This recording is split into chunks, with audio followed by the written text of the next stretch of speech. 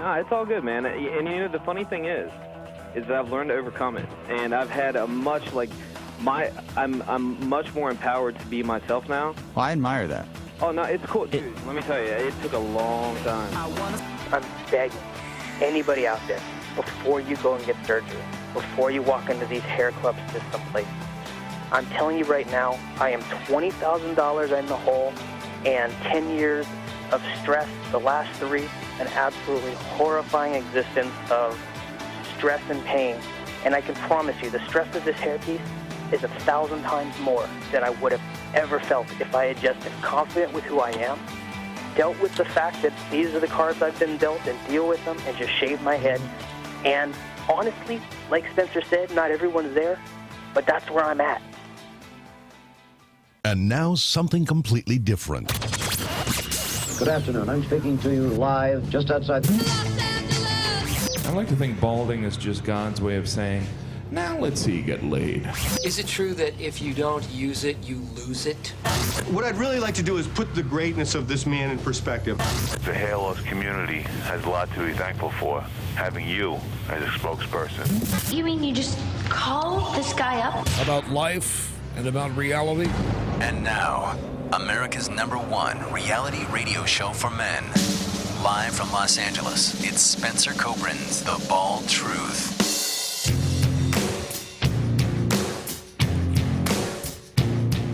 Hey guys, welcome to the show, 888-659-3727. Great to be here. Boy, oh boy, do we have a doozy of a broadcast tonight, and I'm really excited to be here. Had a fucking fantastic day, to tell you the truth. First, let's say hi to Joe Tillman live in our Vancouver studios in British Columbia. Joe, how are you, man? I am fantastic. I, too, had a really good day, busier than a one-arm paper hanger, and beautiful weather. Did some work on the patio with the laptop. It's a good day. Not a bad day. I am about a week past due the haircutting stage. Like, what happens is I start to get the bozo thing that I have to kind of push down, which makes the whole thing kind of get fucked up or whatever. I'm lucky. I can't complain. Guys, if you are tuning in for the first time, this is the Hair Loss Show. I am a consumer advocate for men and women dealing with hair loss. I am the founder of the American Hair Loss Association, the author of The Bald Truth and The Truth About Women's Hair Loss, which are the two most read volumes on the treatment and the prevention of hair loss in the world. Published in 5 languages. Been doing this radio broadcast for a little over 20 years. Also happen to be the founder of the consumer organization, the International Alliance of Hair Restoration Surgeons. And Joe is a guy who has been in the industry for quite a long time. The original hair transplant mentor, a guy who has had some truly unfortunate experiences and who's able to speak from his own personal journey, as well as being in the industry and helping thousands of hair loss sufferers himself, about the reality of this fucking snake pit, perverse, toxic industry that is the hair transplant field. I like the toxic industry. That's probably the best descriptor that we have. It really just kind of condenses it all into one word. Well, it is. It's extremely toxic. I mean, listen, honestly, dude, this is my life's blood. This is how I made my bones. It's the toxicity of this industry that gave me a platform, that made me into the person I am, that has given me the opportunities to live the life that I live and to enjoy the freedoms that I have, both on a personal level and also the freedom for me to speak and to tell the truth about an industry that is a fucking mess. It's been a mess forever, but it is absolutely worse than it ever has been. Now, it's always been toxic to some degree, but my major concern when I started was the toxicity towards the consumer. And then once you get involved in the field, there is this perverse thing, and this goes generally in life, that when you do something powerful when you do something that gets attention, it annoys a lot of fucking people. And the people who it annoys are those who are trying to do harm to others and who do not want that reality exposed. You look a little out of it. What's up? I'm just trying to figure out what the hell FSK is saying. He says, Joe, when's your book coming out? And he says, to be fair, everything is online for you, so what's the point? LOL. I wasn't even talking about writing a book. I don't even understand. It's like... I don't think he was. What? I was talking about having another book offer. And actually, no, everything is not online. That's the thing. The reality and the toxicity of this industry, to a large degree, is not online. So there's a lot you guys can still know. And unfortunately, if everything was online, guys would not be walking into these, these traps and having their lives destroyed by all of these, as some people put it, cowboy hair transplant clinics that are not only obviously here in the U.S., but are all over the country, all over the world. And all over the world. The UK in particular seems to have a lot of them. And another point about this subject that you're talking about is that if this, and this also kind of goes to what FSK said, if this were online, we wouldn't even be here. And this segues into what you're talking about, where if it wasn't such a toxic environment, you said that this is what gave you the platform for what you do and shaped who you are. Same thing for me. And if it wasn't this toxic environment, we wouldn't be here. We wouldn't be needed. No. And it's those who are actually the purveyors of the toxicity who would prefer us not to be around. Now, I've been dealing with this from the very beginning, and I have been fortunate enough to kind of be, maybe this is a sickness of mine, I don't know, kind of be the kind of guy to thrive off of having something to focus on. I love talking to you guys, and I love speaking about what's happening in the industry and providing you with advice on Propecia and your best bet as far as surgical hair restoration, and probably try to avoid surgical hair restoration. But what really excites me in my life, especially now, even more at my age, I've kind of been winding things down. I'm semi-retired, I've been considering full retirement for a while, but I've kind of been dragged back in by both you and now the fact that we're going to be holding the biggest conference that Europe has ever seen in a year. That's kind of interesting and kind of exciting. In Manchester. In Manchester, right. And no, I wasn't trying to do a Manchester accent. A little bit. You're trying to, and now you're Manchester. Now you're pulling it back. You sound more like a Sean Connery's. I was going to say it's more like a Scottish accent. I just did. Missing Link brother. We're going to have the conference in Manchester. That's my Sean Connery. Now, I was sorry. Yeah. In FSK. Okay, I know you weren't. I just said it because Spencer had a book, so maybe you'd write one too. And that, well, your story's online, so no point. That's only a fraction of my story, my friend. And just like what we were saying, there is so much more that I could write about, where all the bodies are buried, naming names, the whole 9 yards. My story is just a small part of this whole thing known as Hair Transplant Mentor. So I get it. And I appreciate the clarification. Now, right now, some of the stuff that's happening behind the scenes is that there seems to be some sort of a concerted effort to somehow try to harm the reputations or defame some really good people in this field for, essentially doing good work and also exposing the truth about those who are doing really shitty work. Yeah. As you know, a woman by the name of Maria Fowler contacted Joe Tillman for help after she felt she did not have a great experience having hair transplant surgery the first time. And she kind of wanted to make it a little bit of a mission of her own to warn people about her experience, to let people know that she did not do her homework, that she made some of the same mistakes that many of you are going to make or have made, and that just because she is a well-known person, just because she has access to whatever she needs to have access to, does not mean that she's going to do her due diligence. Right. And unfortunately, she did not. Now, Joe, you know a little bit more about it because you have been in consistent contact with her, and she actually reached out to you. Yeah, I didn't even know who she was. I remember it very clearly. I was looking on my Twitter account, and I got a DM from.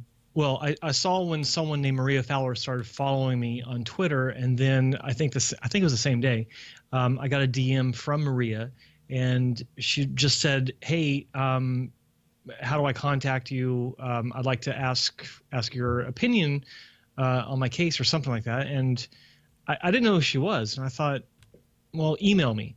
So she emailed me, and it wasn't until later on I found out who she actually is. Not because she was keeping her name back. It's just I didn't recognize her name. I mean, in the U.S., she's not known. So she reached out to me and told me that she had seen my video about celebrity hairlines, where I was talking about Kyle Christie and then all these other hairlines that are representative of what I was talking about was bad work and not using microscopes. And she told me that video confirmed her worst fears about her own work, and she wanted my help. She wanted to know what her options were, and she wanted to tell her story. And so I simply provided a vehicle for that, and helped her get her story out there so that she could warn others about the importance of doing research and understanding what it is exactly that natural means. And you also helped her find help. Yeah, well, of course, yeah, that's where that led to. Yeah, yeah. And apparently, this and a few other issues have caused some sort of a, I guess, fear-based concern. Let's put it that way. That's a good way. Among some people who may or may not be involved with the clinic who actually performed the initial horrific, catastrophic abortion of a surgery on Maria Fowler. Abortion of a surgery. I've been in this industry for more than 20 years. Oh my God! And it is that I would have to say that when I saw what was done to her, as soon as I saw her in the paper, I was so mortified for this person. I didn't even know who she was, but it was sent to me. And then you told me that the same person reached out to you 8 months or whatever, how many months later, saying what's going on. I saw it from a mile away. Oh yeah, saw it from a mile away. Now, with all of that said, I think it's I'm trying to be as diplomatic as possible. I think it's really important for people to understand, again, this is the kind of shit that I thrive on. When I came out doing what I do in 1998, we were on national radio. And the big players were companies like Bosley and Medical Hair Restoration and the Hair Club. And I wasn't quite as demure as I am today, and as, let's just say, maybe diplomatic as I am today on the program. I came out swinging. I named names. We went out there and we did what we had to do to get our points across. Now, we're talking about huge, $100-some-odd million corporations at the time. And I was completely fearless. In the end, what happened was they came to the table to talk to me and said that they were willing to improve. And frankly, they did. They did. Tremendously.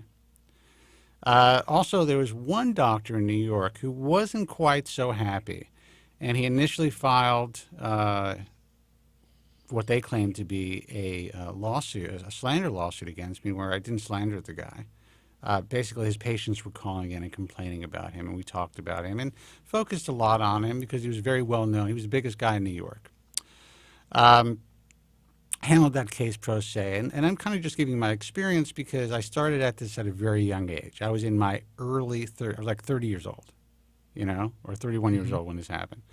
Yep. Kind of walked away where they ended up having to pull out, and they wanted to pull out with a full, quiet settlement, nothing. And I said, no, not going to happen.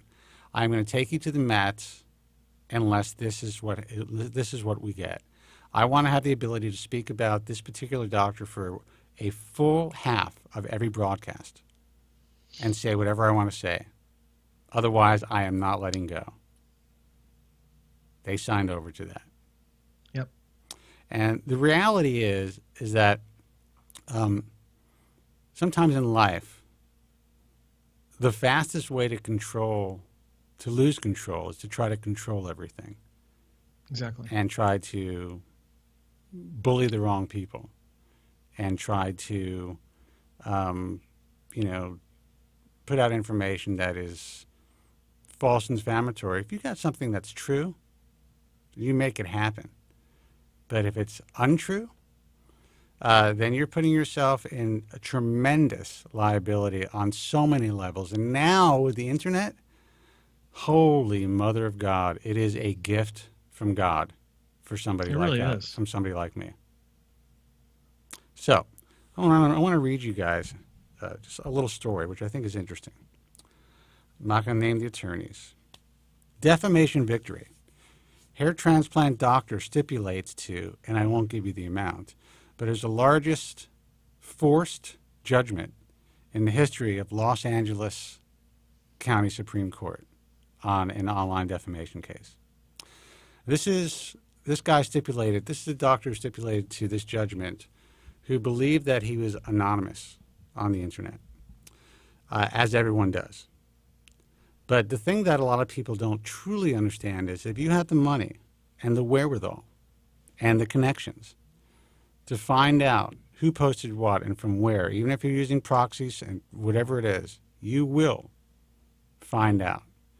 So in a very short period of time, we were able to find out who this person was. And the reason I decided to move in this direction, even though I had been defamed and lied about online for a long time, look, when you do what you do, when you do what I do, people fear the shit out of you.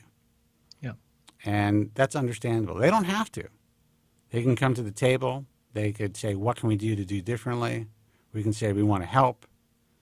But there are people out there who choose not to do that. I'm going to read this to you. Our client in this case was Spencer Kobren, a well-known consumer, patient advocate, author, and founder of the American Hair Loss Association. Besides hosting a weekly radio broadcast, Kobren also owns and operates an online message forum, baldtruthtalk.com, where hair loss consumers can discuss and share their experiences with product and service providers in the hair loss industry, as well as provide commentary, reviews of hair transplant surgeons in the field. As most internet-savvy people know, and this is an interesting line, the Communications Decency Act, CDA, shields the operator of a website from any liability for comments posted in an open forum. When someone on Kobren's forum posted critical comments about a Beverly Hills hair transplant surgeon, the doctor took exception. However, instead of contacting Mr. Kobren or his staff to ask for help in properly addressing these negative comments posted by one of the former patients, the doctor decided to defame our client by posting completely fabricated information and reviews and comments on various blogs and social media, accusing Kobren of fraud, coercion, extortion, organized crime, and the running of a criminal enterprise. Every time I read that, I gotta laugh.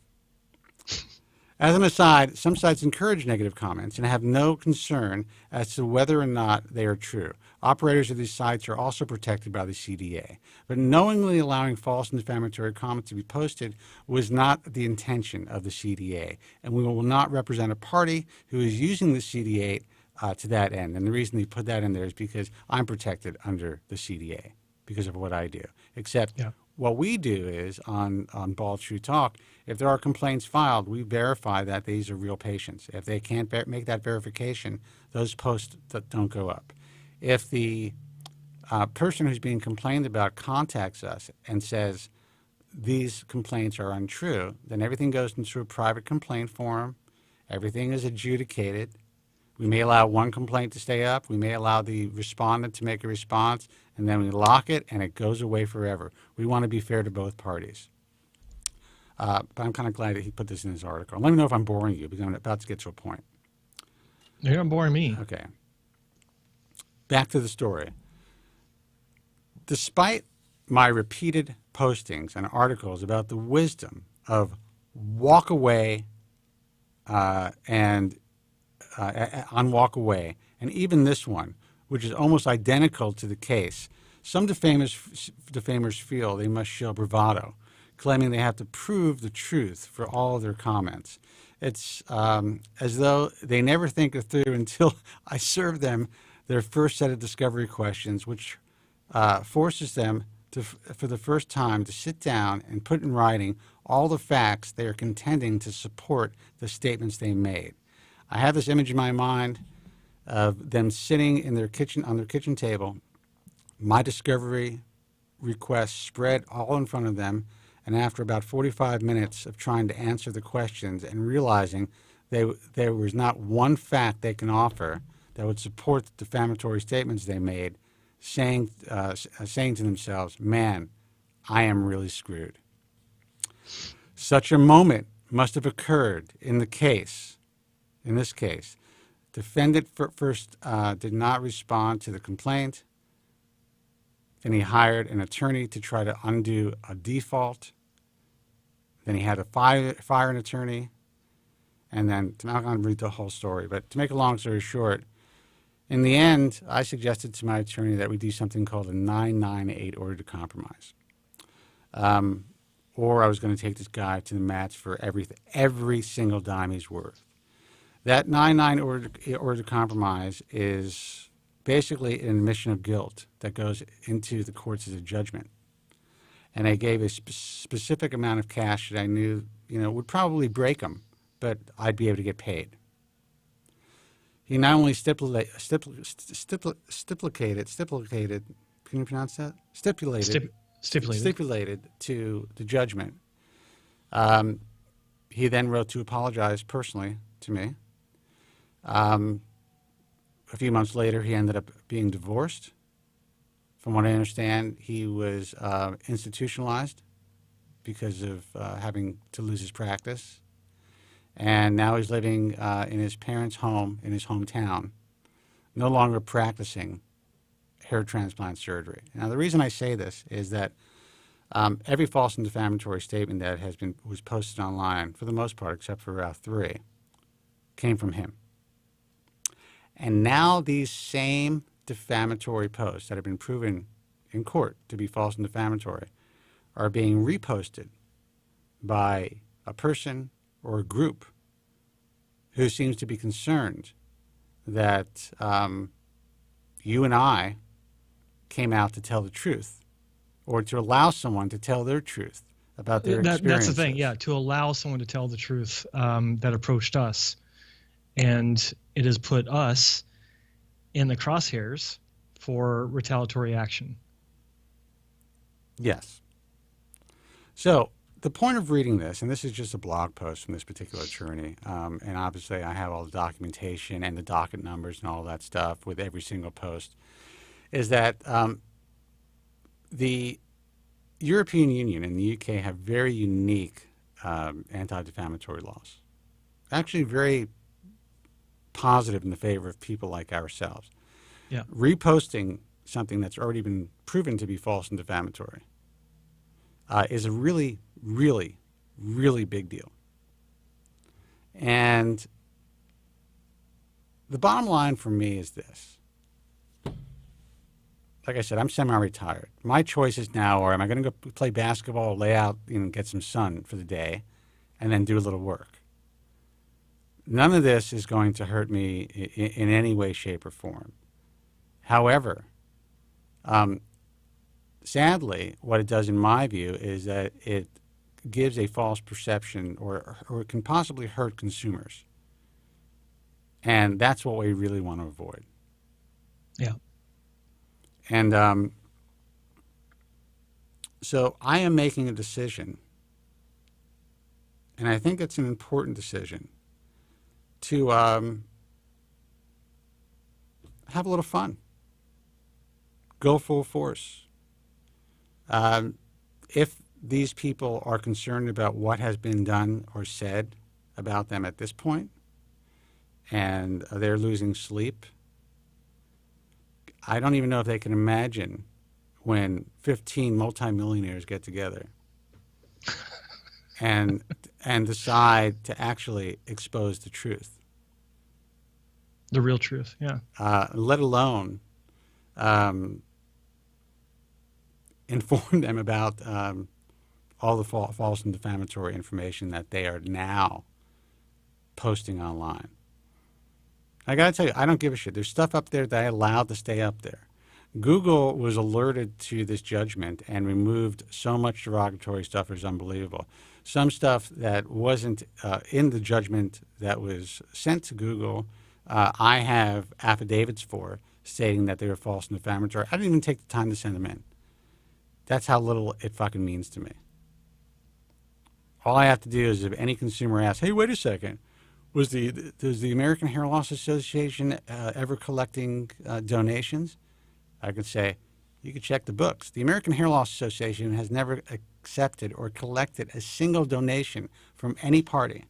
As a matter of fact, we rejected several donations because the donations that were coming in initially when we attempted to, or when we considered accepting donations, were coming from the industry. And we chose not to accept any donations from the industry. There has never been a salary drawn from the American Hair Loss Association website. No one who's ever worked with the American Hair Loss Association has ever been paid a salary. Every person who's ever worked with the organization has worked so on a completely voluntary basis.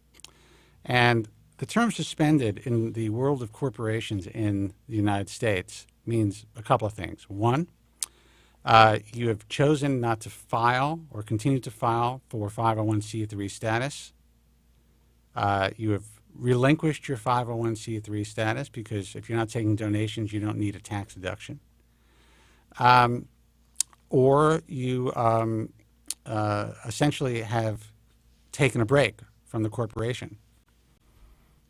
So when someone writes something in circles, suspension, as though it is there was some sort of a suspension to the American Hair Loss Association for some sort of illegal acts, they really need to do their due diligence to understand what that is. Do these people actually think that every major medical organization and every major media organization would reference the American Hair Loss Association if there were any shenanigans happening? I can't imagine that being the case. I mean, how many references has American Hair Loss Association had in major media? In the last 2 months, over 200. Yeah. And we're talking, when we say major media, we're talking ABC News, Forbes, Wall Street Journal, like you name it, it's been referenced. Absolutely. But that's besides the point. The whole point is that, anybody could write whatever they want on the internet. For the most part, from the beginning of my career, I've kind of had fun with it. And I've allowed a lot of bullshit to be written about me, and it doesn't affect what I do. I don't sell anything to the public. The public who gets a chance to watch us and to listen to us understands what we do, and they get it, and they appreciate it. The only people who do not are those who are afraid and have fear of loss, fear of being exposed.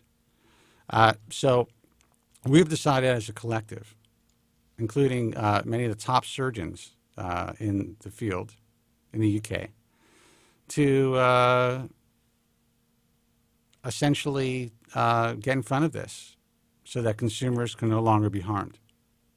That's the bottom line. Let these people know the truth. You got nothing to say? I'm just thinking about it because it's I don't know. I was looking at some of these things that are being said, and I'm glad they picked a good picture of me at least. I have all dark hair.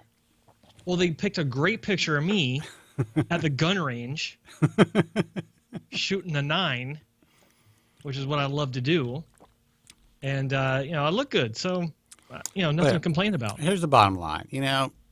Anybody can say whatever they want. They can make up false allegations. But if any of these allegations were true, obviously, I would not have read you guys' article.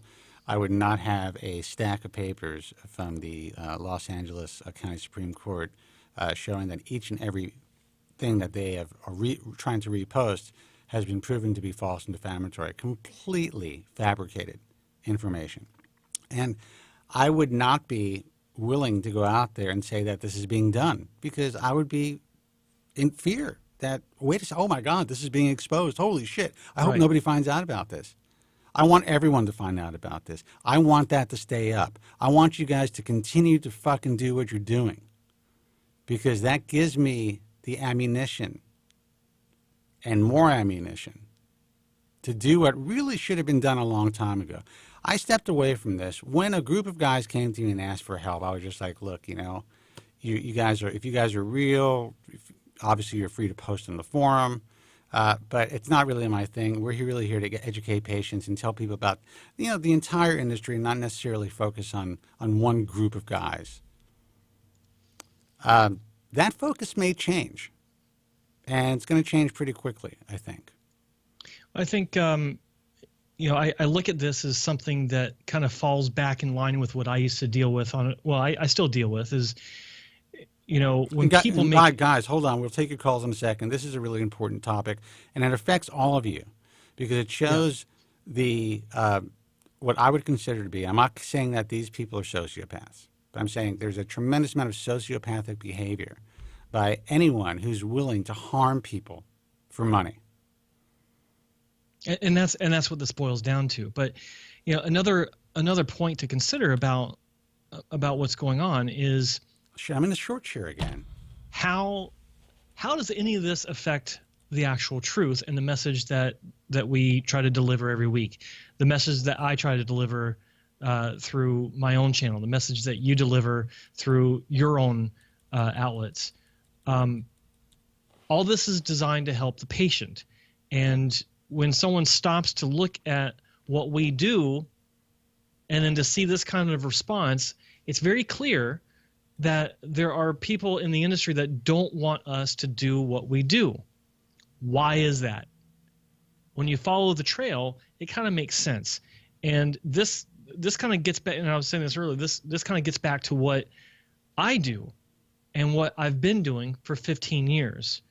When someone comes and makes some sort of claim or some sort of accusation, it's all about segmenting what they're trying to say and addressing it to the point where they keep deflecting from it and trying to bring up more shit. I've had this happen recently where someone tried to attack me on my YouTube channel saying I'm a fraud and this and that and blah, blah, blah. I'm sorry. I almost spit on the microphone. I don't mean to laugh, but do you know how many times I fucking heard that?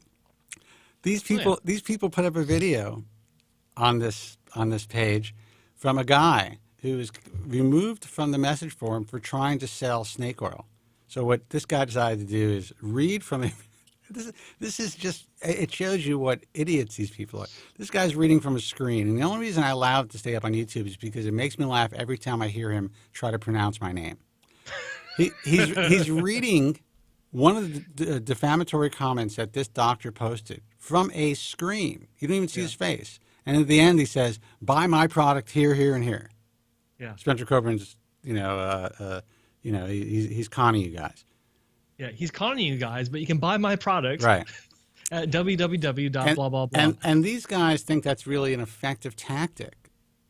there's a reason that's still on there, guys. It's because I allow it to be on there. There's a reason I'm going to allow your content to stay up there, because it gives me, well, with this other poor schmuck, I didn't want to bother him.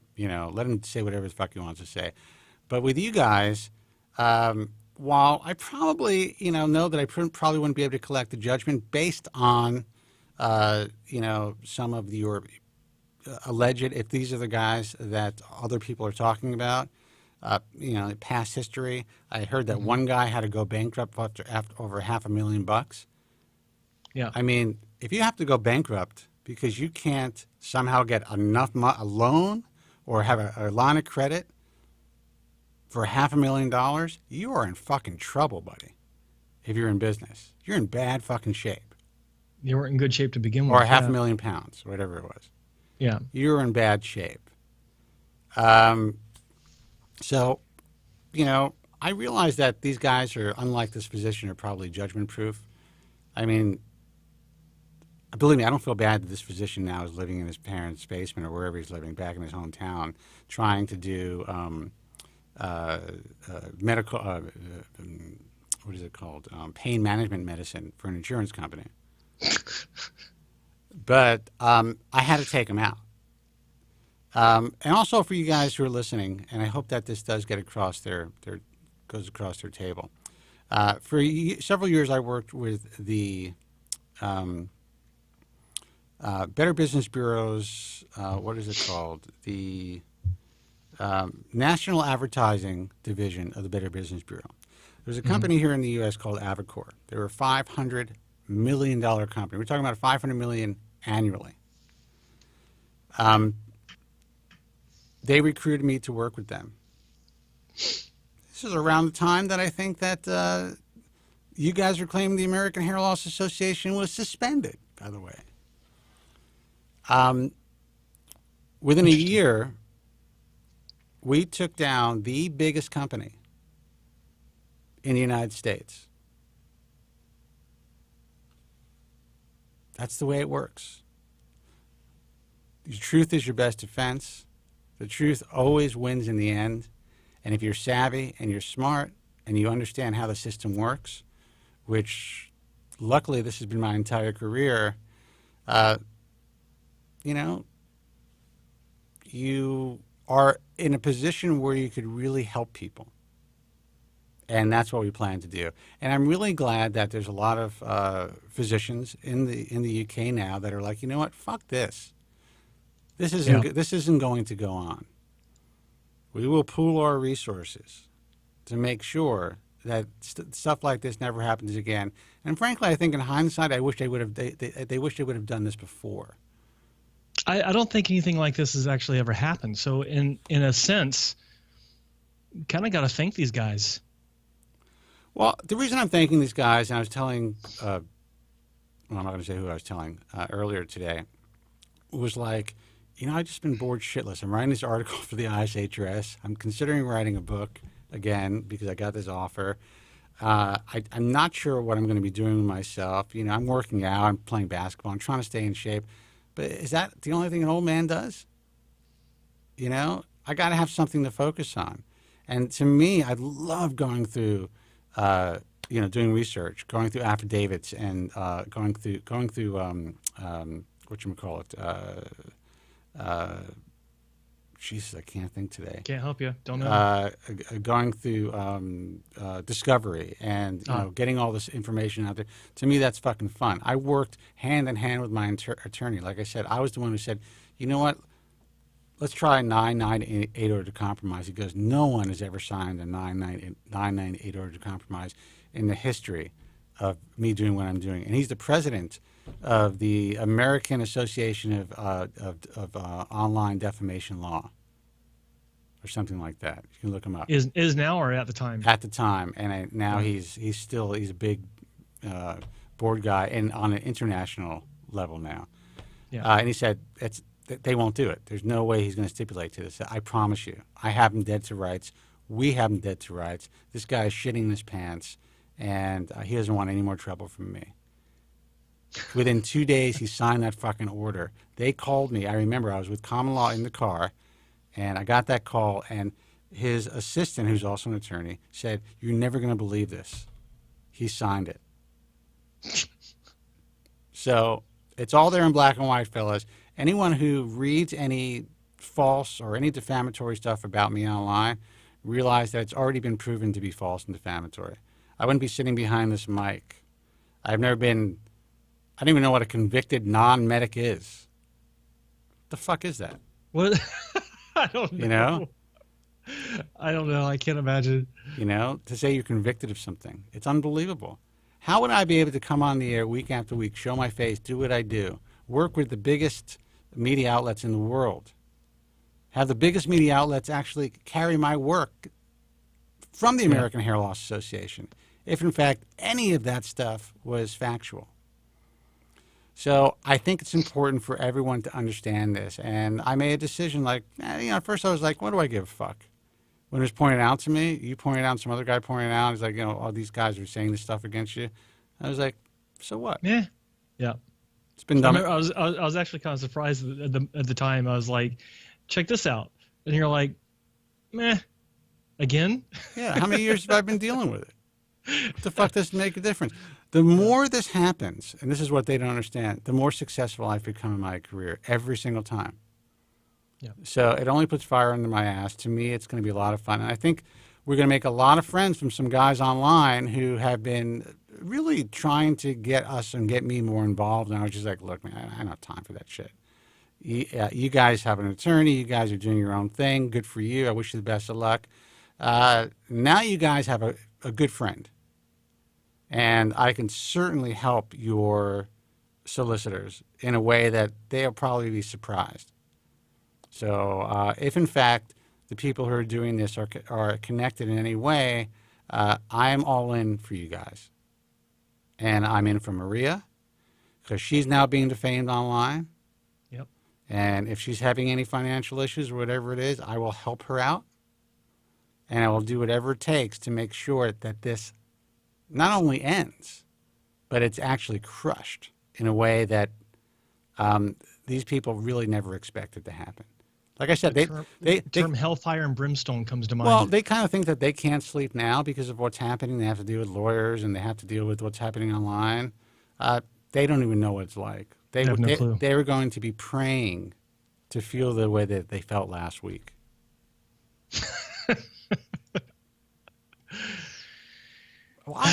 Listen, it's fun. You know, I can have a little fun with it. They're fucking with me. Why not just have some fun with it? Anyway, let's take a phone call. 888-659-3727. So, guys, remember, when we go out there, we put our necks in the line all the time. You go out and you read stuff, negative stuff online about anybody, always take that with a grain of salt, no matter who it is. Even if it's a truly bad guy, do your due diligence so that you know that the information that you're reading is actually factual. That is if you actually give a shit. Yeah, that's if you first place. That's if you give a shit in the first place. But say you're reading about a doctor, whoever that doctor is, you're considering going to him, and they have a bad review online. Really sift through those reviews. Look for some good stuff. Take the time to call the doctor, whoever it is. It doesn't have to be a part of the IHRS, whoever. There's a lot of craziness going on. There's doctors who are competing against other doctors who will say whatever they need to say to try to destroy their reputation. Running an online message forum, I am privy to this. We closed our back end, our private messaging system, because even good doctors bash their colleagues. That's what I found out. Yeah, it's kind of, I can't say surprising, but yeah, I mean, some of them that actually bashed their colleagues. It's like, really? Well, one guy was really surprising because he's a rep of somebody somebody I actually really liked a lot. And then we saw his IP, and I'm like, wait a second. I checked the email IP. I'm like, no fucking way.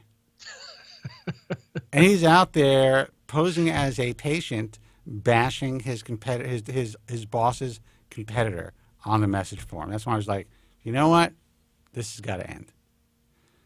Phone number is 888-659-3727. Guys, I hope I am not boring you, but the reason I thought it was important to speak about this is it's time to get out in front of this type of shit and let you guys know why we're always speaking about why this industry is so dangerous and toxic.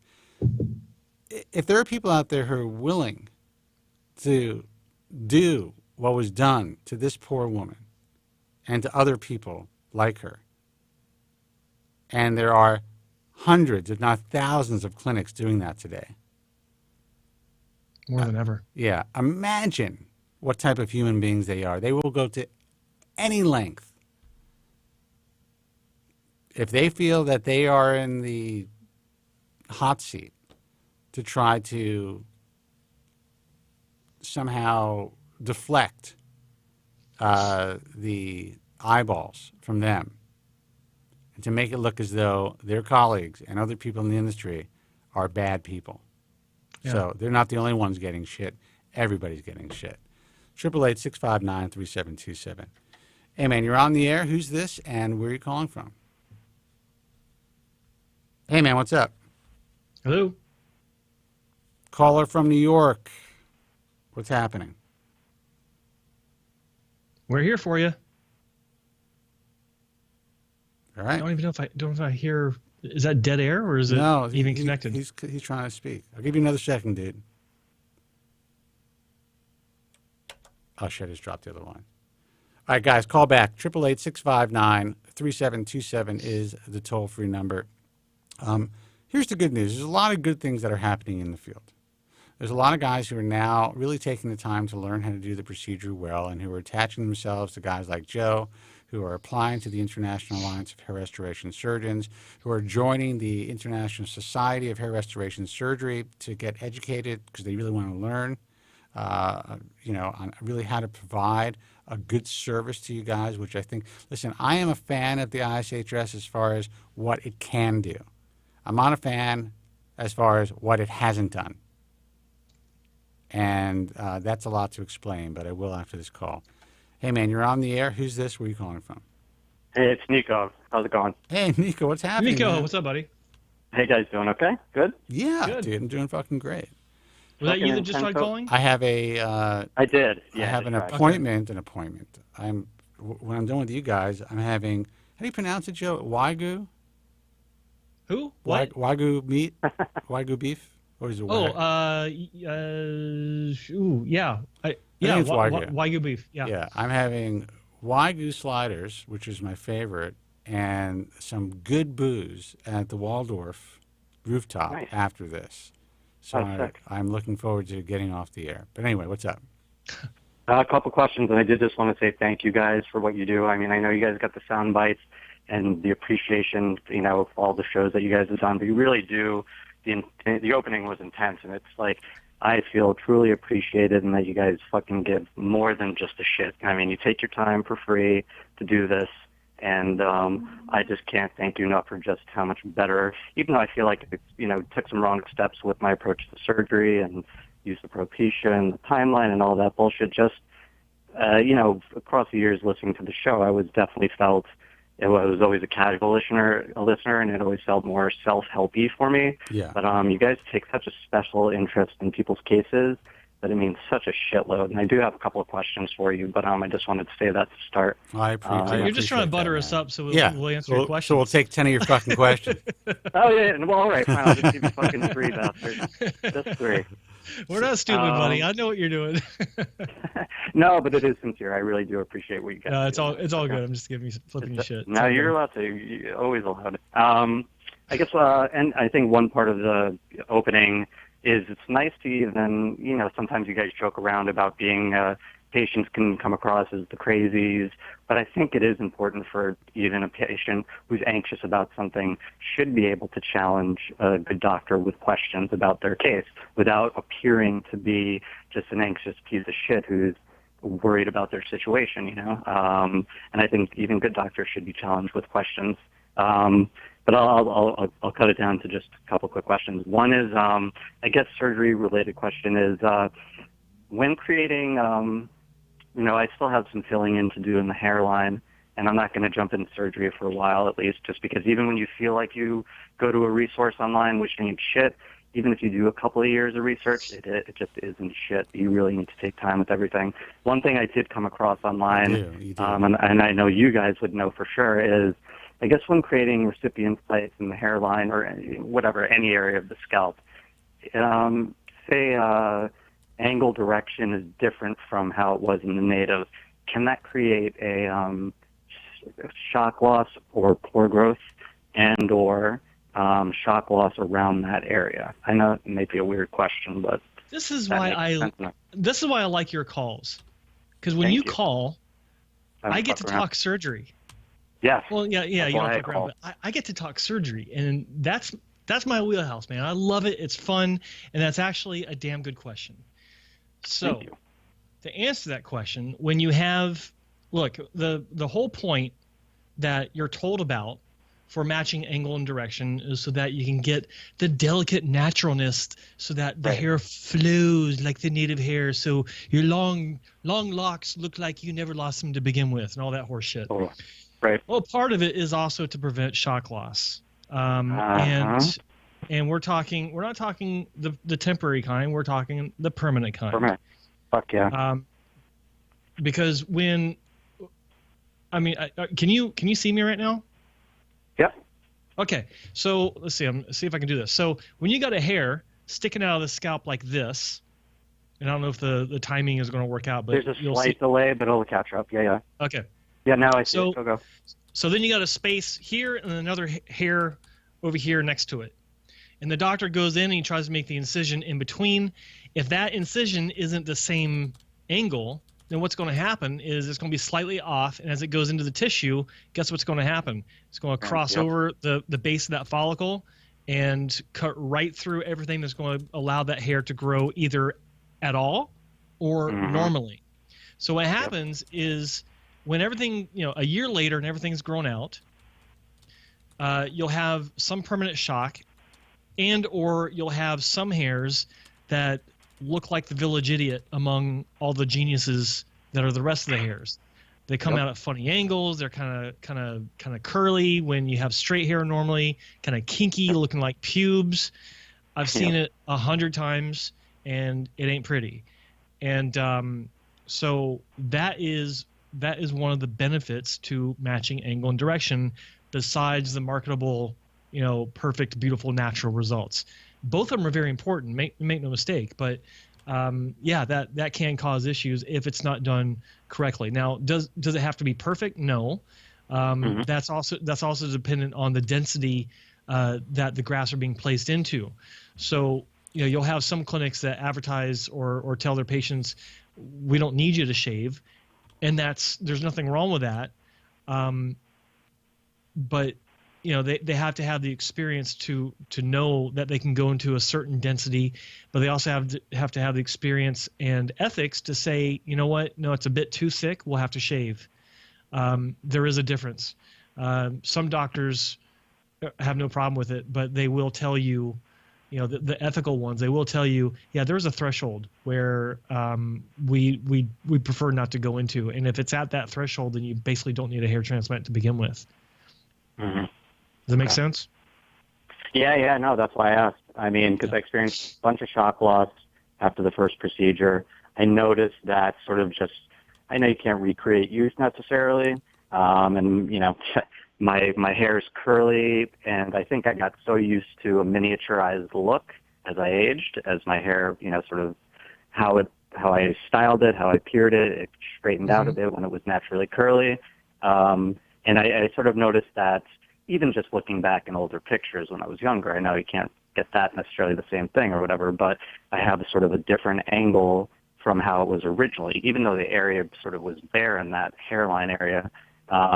What's behind it, though, I noticed, I sort of just have a lot of inconsistency in the growth. Well, let me interrupt you. There are a couple of other things that you need to be aware of. So the first thing that comes to mind is sometimes incisions can be made in the right angle and direction, but then as that incision heals, the healing process actually changes the angle slightly. So it doesn't. I mean, some doctors know that they need to come in actually at a flat, like say if we're talking about a vertical plane, they know they need to come in at a flatter angle than the native hair, because they're expecting that healing process to kind of adjust that angle vertically based on the type of incision that they make. Right. So there's that. So the point of that is sometimes the incision can be, perfectly safe for the native hairs and cause zero damage on the permanent basis, and even though when the hair grows out, it looks like it's not in the right angle or direction. So that is, I mean, it takes experience to understand what you're looking at in that regard to know what was done.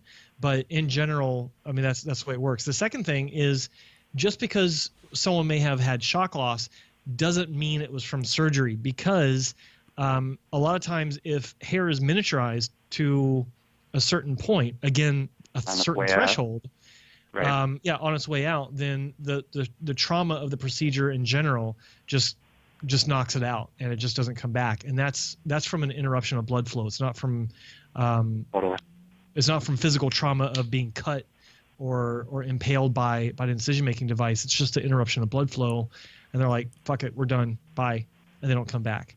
So there are a few reasons for shock loss. I talk about it on my glossary on hairtransplantmentor.com, where I talk about the two major types of shock loss. Guy never stops pimping his shit out. Damn straight. It's unbelievable. But I mean, he should. So I don't want you to take that initial descriptor of what I was talking about and apply it to you specifically, because I don't know. I mean, it could be any number of reasons why you have less hair from a surgery. It may have been from the physical impact. It could have been from the circulatory impact. It could have been continued hair loss. Right. Exactly. And that's why I come to you guys.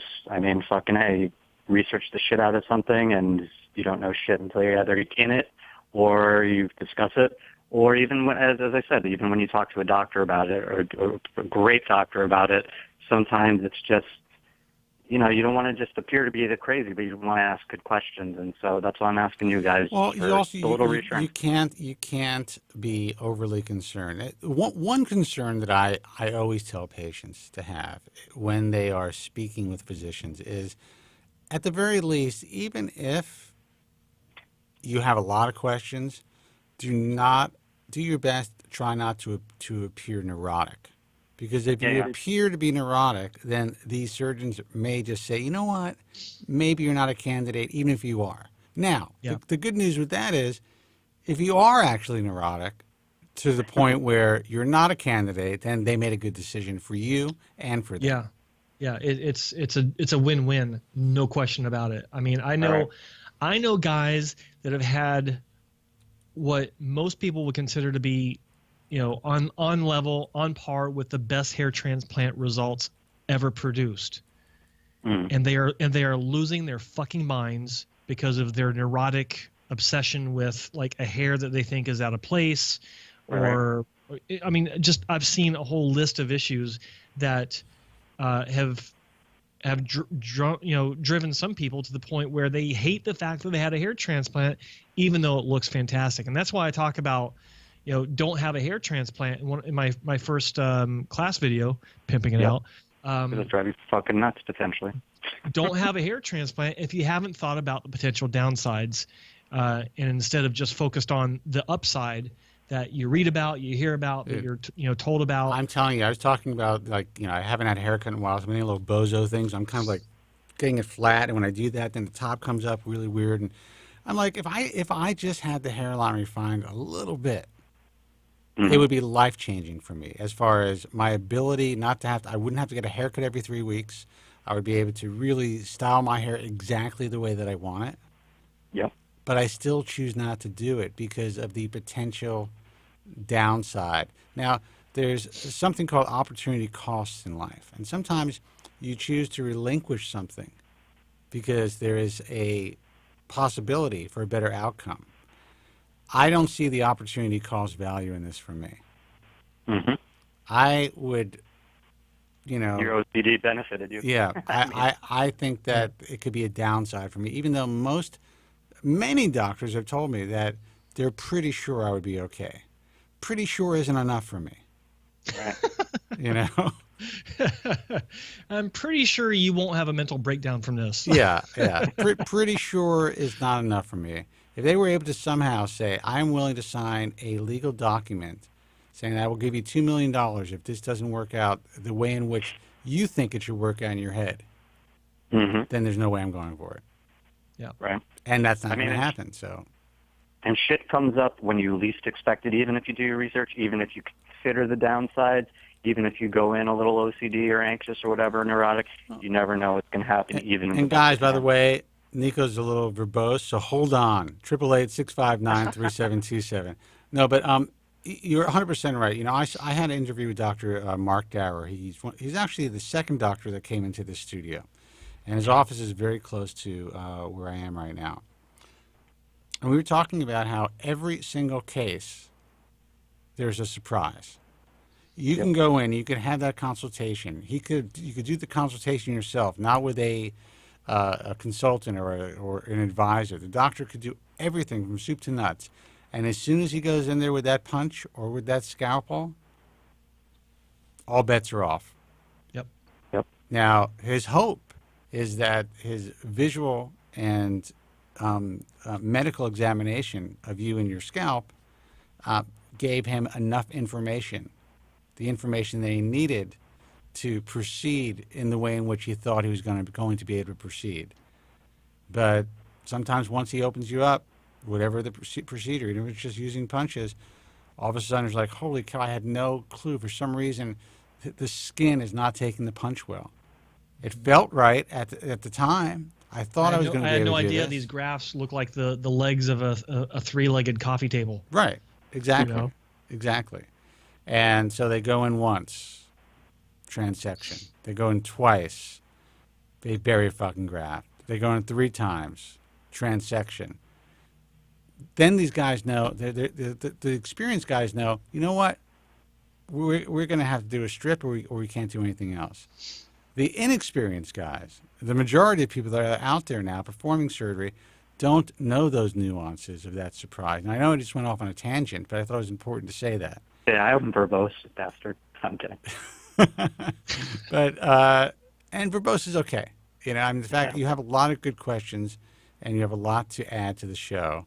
And many of the questions that you have are questions that these guys who are just sitting in the chat room or who are listening in their cars on iTunes or who are afraid to call in, they want to know about. So we might as well answer you. Yeah. Nice.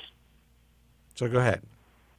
Oh, no, I guess, so I'll cut it down to just a final question instead of 3 instead of 10 like you thought. God damn you. I guess the last question is, and this has even come from Specs, good man, been through all of it. Who? I guess, who? That guy's getting shit. That poor guy's getting shit too. Yeah. Oh, I bet. Yeah. Terrible. So the question was, I know often after surgery when there's some potential shock loss or, shock loss after a strip, I often hear about, and I know you guys are often opposed to, or at least definitely Spence I've heard a lot say about not doing a lot of putting minoxidil in the area for fear of, shedding and all that shit after going through a lot of effluvium to begin with. Right. Is applying minoxidil to an area of shock loss under a strip, under the scar. I don't even know if that makes sense as far as the question goes. I would say, if I was an attorney, would you rephrase the question, please? Is it safe, even 1 year post-op, to apply minoxidil to an area where there's shock under a scar? Oh, God, no. I would say... Just kidding. I would say it's not that it's unsafe. It's just that there is a chance that you're going to go through an initial effluvium when you start using minoxidil. You just have to dependent on it. Yeah, depending on the length of time, depending on if it's a retracted shed that could last 2 or 3, 4, 5 months. How are you going to deal with that? Or if it's just 2 weeks or 3 weeks, which happens. Okay, I always thought you might have to just become then dependent on continuing use of that. Oh, you do. That was what I was going to say. You do, actually. You're setting yourself up for becoming a slave. Yeah. Essentially to minoxidil. Yeah. Okay. Cool. That's why I'm glad I'm just taking my time with everything and not asking all these verbose questions. Actually, the questions aren't verbose. It's just the amount of time you take and the number of words you use to get the question out. I'm just kidding. All right. Right on. False Prophet wrote something very funny. The hair loss community has a lot to be thankful for having you as a spokesperson, Spencer. That's a Joe. That's Joe from Staten Island line, man. I missed that dude. I remember. That's why I said you guys got the soundbite. Yeah. All right, guys. I'll end it there. I'll bug you another time, and I really appreciate the surgical related questions. You guys are fucking awesome. So, you got it, man. Good luck, thanks, buddy. And stay cool, man. You're gonna be okay. Yeah, thanks, man. And enjoy your time when you're after the show. Thank you very much. I will. Take care. All right, boys. Bye-bye. Take care. Bye. Cool. Yeah, I love that place. Rooftop bar. It's fucking beautiful. Summertime now. You got a view from, all of Beverly Hills. And these burgers are they're so fucking expensive, though.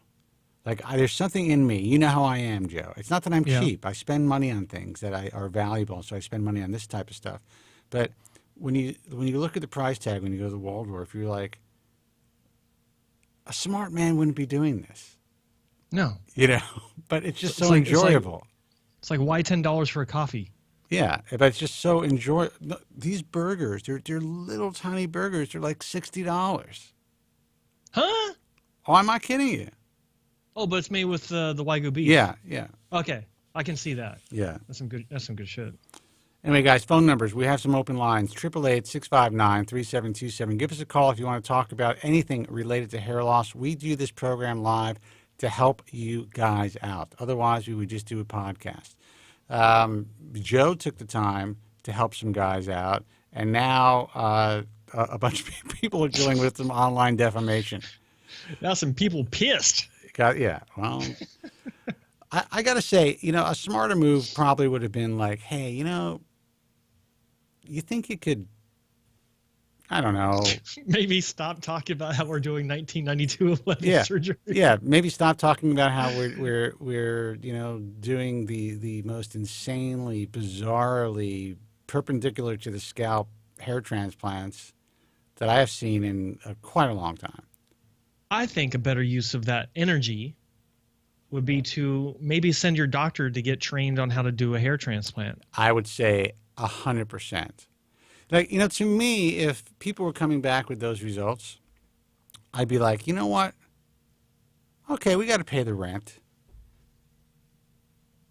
This is fucked up. But maybe we should just bring somebody in part-time who knows what they're doing, and then send our guy out to be trained. Don't want to fire him, but let him train. Or bring somebody in who knows what they're doing and allow this guy to train alongside. Because I can't imagine. Spend the extra money. Can't imagine that they look at some of the work they do, scratch their chin and go, that looks fucking good. It's pretty fucking nice. Well, the guy's wife might, because she probably doesn't know what's going on. Could be. Who knows what she's thinking? First initial N, by the way. 888-659-3727 is the phone number. Hey, you're on the air. Who's this and where are you calling from? Hey, man. Gentlemen. Hey. It's Dante. Dante, what's happening, Dante, hey, buddy. Joe, Spence, how are you? Dude, we're good. Can't complain. Good. Thank you for calling in. What's going on? I'm a little depressed. I didn't know what's happened. Why are you depressed? I think my hair's falling out. I don't understand it. I've done all I can. Well, okay. All right. So let's not panic. Take a deep breath. Do you have any marijuana in the house? No, I don't. All right. Do you have any alcohol? Let's see. You sound like maybe you have like a little anisette or any LSD, any shrooms. I thought that between the two of you, you'd come up with a better solution. I've never found a better solution than Jack Daniels. What better solution is there than recreational drug use? Yeah. Jack Daniels has always been my best solution. But no, listen, I mean, it's possible any time that you're going to go through a shed. It doesn't mean that it doesn't mean that's going to be permanent. It doesn't mean that you're losing ground again or you're losing your hair. You've been dealing with this and having transplants for how many years now? What is it? 30 years. 30 years. Okay. Yeah. So you're in your 60s. 62. Okay. Have you added any new medications? No medication. I don't know. It's just smoke cigarettes or stop smoking cigarettes? No cigarettes, no drinking. You sound so boring, dude. You don't have any fun. I'm just kidding. I pick my spots, but all right. So it's okay. But yeah, I mean, I noticed the last 4 or 5 weeks, I could see like my hairline was great. I could see through it a little bit, and it seems like from the middle of my hairline just going back, it seems like it's weaker. You know, it's a shed, I guess, but I don't. One thing about the shed, everyone goes through a shed. It doesn't matter if you got a full head of hair or not. Everyone goes through a shed. The way that the anagen, catagen, telogen phase works is you have a certain percentage of hairs at any given time in the telogen state of the hair cycle. And over time, as percentages go up, percentages go down, there's a time every few years where that cycle kind of coincides where there's a lot more in telogen at one specific time than normal, only because of the way that the cycles for all the hairs change. There is a point where they all sync up and someone looks in the mirror and goes, shit, I'm losing my hair. But then it turns around, growth cycles are reset again, and then 3 to 6 months later, everything looks like it's back to normal. So that could also be what's going on. Just saying. I hope it is, because this is all transplanted hair, and my scar is low enough, from the strips that it shouldn't. I mean, I could have some hair loss, in that area, the donor area, but I think that my scar is low enough where it's not where they took it too high and now it's falling out. Yeah. I think it's below the perimeter where it's safe, because they always seem to go in the same spot. So all the surgeries were pretty much in the same spot. But it's just, I'm trying to, Joe, you've been inspiring me. Your hair, you look, it's awesome. You got the height. Thank you. And I wanted to follow your lead, and dude, it's all a sham. Going nowhere right now. It's just the way I style it. I actually have a video coming out tomorrow. Probably, I think I'm praying tomorrow, because I've been working on it for far too long. Ask Warren, he'll tell you. And you see how I style my hair. Actually, you can see how I style my hair in my drone hair loss concealer video from 1.5 years ago. I spray the shit. I watched that. Yeah. I bend over. The hair kind of falls down. It's kind of long up front. And I spray it. I stand up. I look like alfalfa for about 3 seconds from Little Rascals. And I'll just kind of brush it back a little bit and then spray it again. Bam, done. And that's what I do. You left yourself wide open for that one. I didn't want to go there. Well, come on. 3 seconds? Yeah, actually, it's 3 seconds. It takes me 10 seconds. It takes me 10 seconds to blow dry my hair. That's how not thick my hair is. It's actually interesting. I have to say that I have areas that are very thin and areas that are, as you have told me, are pretty significantly thick, like around the sides and the back. That takes a long time to dry. The top, no time at all. Yeah. Yeah, same here. Yeah. In fact, 10 seconds, it's dry. When I get out of the shower, I can do a light towel dry, and it'll start brushing my hair. If I keep brushing my hair for about 20 seconds, it's dry. Wow. And that's not something I'm proud of. Well, listen, it is what it is. I mean, thank God. Look at the hair you have, man. You're doing great.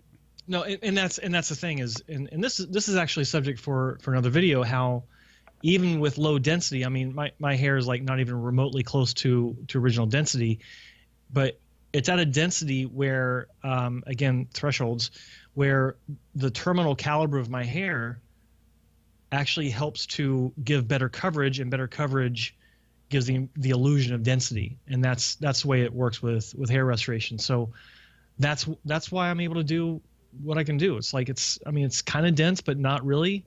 But it's more of the coverage I get, because if you look at someone with diffused hair loss, I'm sorry, were you saying something?